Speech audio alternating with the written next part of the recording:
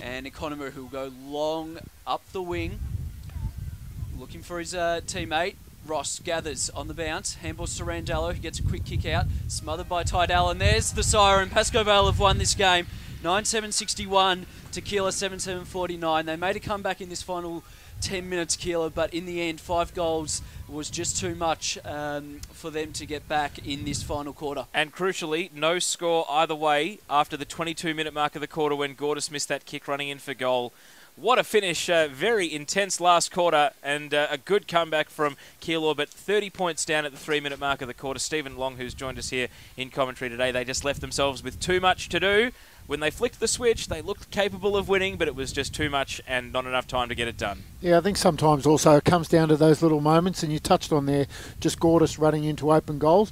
Really builds the momentum, and I think that Keilor, you're right, they were coming, and probably given if the game probably goes another 5 or 10 minutes, maybe another chance, but just blew that one, probably that running into open goal, that would have put them maybe a goal down, and anything could have happened from there. But that on the day, Pascoe Vale, I felt they played the better football. They were tighter in and around the contest and probably deserved the victory. Absolutely, and giving away the first 2 goals of the last quarter as well certainly doesn't help you. 3 goals down at 3-quarter time, and you think you're a chance. So Adem Saricaoglu has grabbed at Jake Pellizzeri. He's going to be joining us soon. Of course, a good day for him. Kicked 3 goals for the match, including the goal that put Pascoe Vale 30 points up 3 minutes into the final quarter, and they would hold on after that. They kicked just 1 behind after the 3-minute mark of the final term. Adam, give us a wave as soon as we've got you in range. All right? You got us, guys? Yeah, absolutely. We'll throw it down to you. You've got Jake Pellizzeri there from Pascoe Vale. What a start to the year, mate. 3 and zip and a really tough battle today. Yeah, it was a great game. Keilor come out really tough, and boys stuck fat, and it was a good win. Just how tough was it today? From boundary side, it looked very physical. Yeah, it was a little bit wet to start with, and it was a heavy ball, but it was just good to get the 4 points. Just finally as well, Keilor obviously a very good opposition. What does a win like this do for your confidence? It's great. The first 2 rounds we started off really well, and we knew today was going to be a big game. So they were a tough opposition, and we did well. So. Well, mate, enjoy the song. Thanks, mate. Thank you to Adem Saricaoglu down there on the sidelines with Jake Pellizzeri. Pretty keen to go in and sing the song after a muddy day like today. Who could blame him, actually? So what we'll do on EDFL Team App, today's broadcast, is we'll just recap. We'll actually put this on the web, guys, for our social media audience who may have missed the game. So this will be our official wrap of the match. 9-7-61, Pascoe Vale defeating Keilor 7-7-49. At quarter time, it was 2 behinds to 1 Pascoe Vale's way. Just 24 minutes the opening quarter. Half-time, Pascoe Vale got out to 4-4-28, leading Keilor 2-3-15. The margin expanded to 20 points early in the 3rd quarter, but Keilor pegged it back to as close as 8 at the 17-minute mark of the quarter. Pascoe Vale getting away once again to lead 7-6-48 to 4-6-30 at the final change. They then kicked the first 2 goals of the final quarter. Ben Warren with a very good shot from the tough pocket after just 2 minutes of the term, 30 metres out, and put it straight through from a difficult angle. That made it 24 points. And then Jake Pellizzeri with a left-footed snap round the corner, and that made it 30 points the difference, 9-6-60 to 4-6-30. Keilor threw caution to the wind thereafter, and goals to Davidson in the 11th minute, Putt in the 16th, and Brown in the 17th had them really believing as they closed to within 12 points. But it was a crucial miss with the game at just 13 points the margin. David Gordis running in from about 35 metres out. He'd been the big player for Keilor all day, but in the pressure of a situation to bring his team back to within single figures, he missed the running shot into goal, and it ended up being a behind. And that, at the 22-minute mark of the final quarter, would be the last score of the game. Nothing for the final 5 minutes, 27 minutes the final term, and it finished at Keilor 7-7-49, Pascoe Vale 9-7-61. Goal kickers, Gordis kicked 4 for Keilor, singles all in the last quarter to Putt, Brown and Joyce, while for Pascoe Vale, Pellizzeri kicked 3, Warren kicked 2, and singles to Daniel Harris, Ben Ross, Vez Premi and Turner. Teo Pellizzeri, my name, joined by Adem Saricaoglu, Travis Poznaochowski and Stephen Long. Stephen, thank you for joining us in special comments today. Absolute pleasure. Before we wish you good afternoon, just give us your final thoughts on the match as you saw it this afternoon. Yeah, look, I think it was very much an arm wrestle first half, and probably Pascoe Vale just had the slight edge on that arm wrestle, probably for most of the day in reality. It was a really scrappy affair. I expected probably a much better skilled game for match of the round, even though the conditions were a little bit damp. I expected the ball to be a bit more sticky and the skills to be a bit higher. Reality was that it was a low-scoring affair, and at the end of the day, Pascoe Vale probably deserved to win. They played the better footy. I think in and around the clinches, when the game was there to be won in the middle of the match, they probably asserted themselves better and deserved to have their more chances on goal. And a couple of lucky ones, but they put them through the big sticks. Keilor, they just left their run too late. I think you're right in terms of those last 2 goals that came in the last quarter. That really probably put it too far out. But Keilor, to their strength, to their credit, came back. But today was Pascoe Vale's day. Well, Stephen, we've appreciated your insight. Thanks for joining us in special comments. My pleasure. If you're ever keen to do this at some point in the future, we'd love to have you back. Thanks for joining us. Pleasure. Thanks very much. Thank you to Keilor Premiership Captain Stephen Long joining us on the EDFL broadcast today. We'll continue the pre-game now for our online audience. Adem Saricaoglu and Travis Poznaochowski with me here in the box. And we'll go through some of the better players, guys, and also just get some of your thoughts on the direction both teams are heading this season now that we are at the end of round 3. Pozza, what did you make of the game today? I mean, it was so odd at quarter time, a short quarter, no goals, hardly any scoring, and we were really wondering when the game was actually going to warm up and get interesting, and thankfully it did. Absolutely. That first quarter, it was, I think, 24 minutes off the top of my head is what I believe it went for. So, yeah, there wasn't much to look at. It wasn't a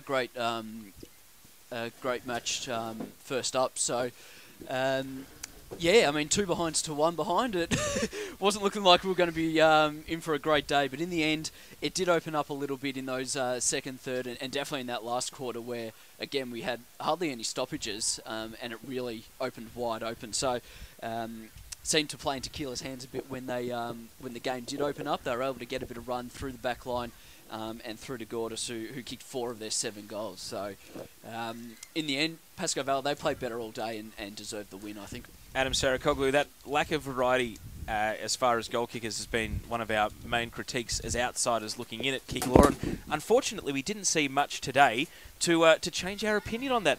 Gordis was the only goal kicker up to 3-quarter time, and they did find 3 others in the final quarter. But really, a low-scoring scrap, a bit of an arm wrestle, is probably the only way that we can see Keilor beating these other top teams that are gunning for the premiership this season. Well, Keilor's got some of the best tools in the league, but they're still a very small side, and the better sides are able to find avenues to go through to midfield, and that does seem to be what Keilor's lacking, because as great as it is to be relying on someone like Brown to go down there and be a focal point, aside from that, there's not much else besides whoever you've got down there as your key forwards. So, well, Curlin for Pascoe Vale from the ACT, Nathan Curlin played well enough in the ruck today that they just couldn't park Andrew Brown in the forward line for any great length of time, because Curlin held his own. You'd probably say Brown just edged him in the actual ruck contest, but what it meant was that they couldn't change it as much, and often they had to have Putt following around as a ruck rover, third man up quite a bit of the time as well. And just going back though to the amount of tools that Keilor does have running through there, Paco did seem a little bit more bigger today, a bit more physically imposing, and there's a lot of smalls at Keilor, a lot of tools, but where are your mid-sized sort of prototype midfielders? There aren't as many of those in this lineup. So Mick was talking a lot about the inside ball at that 3-quarter time huddle, and he really knew that if they were going to open up the game and try and go on the onslaught and get these goals back, they really wanted 2 goals in the first 5 minutes, and that actually went the other way for Pascoe Vale. He knew it was important, and that's the main area for Keilor to be working on, I think, at the moment.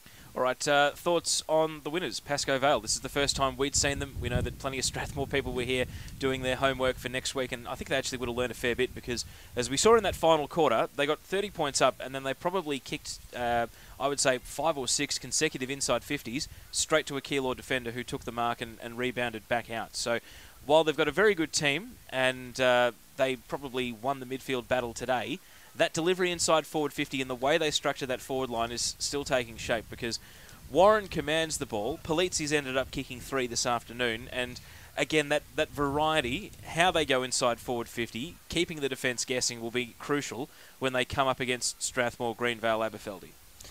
Yeah, certainly. Look, you can look at their opposition so far, and it's probably the right result against Keilor today to win by a couple of goals, but Avondale Heights, who got pantsed again last night by Abbas, and Airport West so far this year, you can't put that question mark on Pascoe Vale, and we'll have to wait and see what they do against, I suppose what you would want to call a genuine contender. And I did see Josh Toy here today as well watching the game, so there was plenty of eyes from around the division on this game, not only from Craig Clinic but from others as well. And but Look, Pascoe do have time to work on that, Teo. They're already 3-0. It's the perfect start. You can't really ask much more of them. Probably don't want to be clutching at straws too much just yet, trying to pick out their faults, because I'm sure they'll show up throughout the season against better opposition. No disrespect to Keilor, but yeah, it is a concern. And Dave Morgan did point it out in his quarter-time address, but I suppose they've got time to figure it out. And the fact that they've got so many new names in that forward line and through to midfield as well, they probably rightly got that time to figure it out. Because in that first quarter, I mean, they were very Ben Warren conscious. They just kept delivering it to him. That didn't look like they really had anything else in mind other than let's try and get it to Warren. And he was getting double-teamed at times, or the delivery was just along the ground over his head. So if they can find another player that they can... Tidale's down there, but I can't help but feel he might be a bit of a decoy. He's too valuable up the ground, though. I mean, he's very mobile. He can ruck. He can play as a half-forward. So, yeah, they're still working it out, but you're right, we probably shouldn't go crazy trying to pick flaws in this team only 3 games in. They've got a lot of new players they're integrating. Let's pick a Sports Moves best on ground. This is going to be tough today because you can basically write off the first quarter. No one played a 4-quarter game out there. Looking through the Keilor list, Nathan Schroeder played very well, in and under all day, good contributor. Andrew Brown, you always know what you're going to get from him. Reece Prismal got better as the game went on, had a monster last quarter and was largely responsible for Keilor getting back into the game. Ryan Noy was great in the first half and was one of the key Keilor players fighting against the flow, but probably didn't sustain it for 4 quarters. Didn't need to be fair. I mean, he had more teammates lifting their game in that second half. Thought Eamon Ogden showed a bit. He was impressive this afternoon. I'd be surprised if he wasn't in the best 6 as well. And obviously Gordis, who kicked the 4 goals. Pascoe Vale, a lot of contenders. Sam Caruso won a lot of the ball today, as we noticed in the call poser. Every time he takes possession, it's either a bulk or a shimmy or a sidestep or something before he actually moves possession on, so I thought he was very good today. Pellizzeri, 3 goals in a low-scoring game, speaks for itself, really. Thought Justin Taylor was pretty handy for Pascoe Vale, played well today. Ben and Michael Ross, they're going to be hard to keep them out of the best all season. Patrick Vez-Premi broke the lines, played largely as a half-back, rebounding through midfield, very good today. And looking down the list, probably Vinny Randello had a lot of the ball as well. And I thought, it's worth mentioning that Nathan Curlin did pretty well up against, obviously, a league medalist standard ruckman. So, guys, give me your nominations. Who should be taking home the hoodie for the Sports Moves Player of the Day? I personally think Patrick Vez-Premi probably was best on. Running out of defence, and as you said, breaking the line, just the drive up forward. After quarter time, he wasn't used all that much in the first quarter, but as you said, no one really was. It was a pretty scrappy game, but I think I personally think he was probably best on ground. Pretty hard tag on the Ross boys today, which probably freed up Daniel Harris, and in a game as tight as this one, as inside as it was. I really liked some of the inside things he did, being on ground level. It's actually different watching a game as a boundary rider than it is up here in the box, and you notice the inside stuff a lot more when you're out there at ground level, and for mine, he really stood out. Maybe not so much on the outside, but a lot of work he done on the inside, which was a key battle today. I liked his game, but I like Sam Caruso as well. All right, well, tiebreaker. I'll say we'll give it to Patrick Vez-Premi. Sports Moves best on ground. Thanks to Sports Moves for sponsoring our Match Day award. All right, guys, one last item of business before we wrap it up, and that is we need to work out what game we're going to broadcast next Saturday, because we thought we'd give it the first month of the season, let some form get exposed. And now we've got some tough choices. A couple of round 4 matches jump off the page at me. Pascoe Vale versus Strathmore, obviously this Pascoe team up against the defending premiers. Should be a very interesting contest and an early marker as to just how good Pascoe are. But the one that I'm really intrigued by is Tullamarine versus winless Zippin 3 Glenroy down in Essendon Ford Division 1. We won't confirm it until during the week, but if you had to throw up a nomination now, Adam, for where we take the van next week. Anything in Div 2, which is all of a sudden we have opened up. East Sunbury versus Burnside Heights. How does that tickle your fancy? First of the 3-game series that they'll play against each other this year. We did do that last year. We've got Roxy versus Jacana, Hatfield versus Coburg Districts, Keilor Park versus Moonee Valley. Hatfield Coburg Districts could be interesting, but maybe the Hawks will be too good there. We'll definitely be Division 2 soon enough, though, Teo, because we will. That has definitely opened up a lot this year, but Yeah, well, Tulla and Glenroy is a bit intriguing at the moment, but it could be a blowout either way. We just don't know. I'm going to use all my lobbying power to try and get us to Tulla versus Glenroy. Failing that, I think the safe bet might be Pascoe Vale up against Strathmore. Either way, should be a good The ground's always important as well, Teo. So what grounds are we looking at? So Leo Deneen or Rayburn. Okay. There's a certain ground amongst those four that we're not a fan of taking the van to. I won't name names, but those options do look good. We might have to do a coin flip or ask the boss, Dave Kennedy. All right, we'll wrap it up here, guys. Thank you for listening, whether you've been listening on the EDFL team app or whether you're catching this online, uploaded after we've recorded it. So full time in the match, once again repeating, Pascoe Vale 9-7-61, defeating Keilor 7-7-49 in Strathmore Community Bank Premier Division. Travis Poznaochowski, thank you for your work commentating the game today. No worries, thank you very much. And Adem Saricaoglu, thank you for your company as the boundary rider. I look forward to having you back in the box next Saturday. I look forward to being back in the box too, Taylor. And for everyone who joined us on EDFL Team App today, don't forget Team App simulcasts the Northwest FM 98.9 coverage every week. So if today was your first day using Team App, keep it on your phone because you'll be able to get the 98.9 FM broadcast if you are out of range for the 98.9 band on your radio. Keep it on your phone or download it if you haven't yet. It is the easiest way to get hold of Northwest FM. Of course, 98.9 on your radio, and the EDFL Team App is where it streams. Tell us what's happening out now at Joe Brown Oval. Yeah, the Keilor Youth Girls are taking on the Pascoe Vale Youth Girls. Pascoe Vale unfurled their premiership flag from last year, and now these two teams are going to go head-to-head in a Youth Girls match. Yeah, and plenty of the crowd have stuck around to watch on as well, which is great for the Youth Girls division here in the EDFL. All right, that's it for our broadcast this afternoon. Thank you once again for joining us on behalf of Premiership player from Keilor, Stephen Long. Big thank you for the Keilor Football Club for arranging him to join us in special comments today. Travis Poznaochowski, Adem Saricaoglu, and myself, Teo Pellizzeri. Big thank you to Daniel Ennis and livecast.com.au for being the engine behind today's broadcast platform. We hope you've enjoyed it on the EDFL Team App. For now, from Keilor Recreation Reserve, it is goodbye.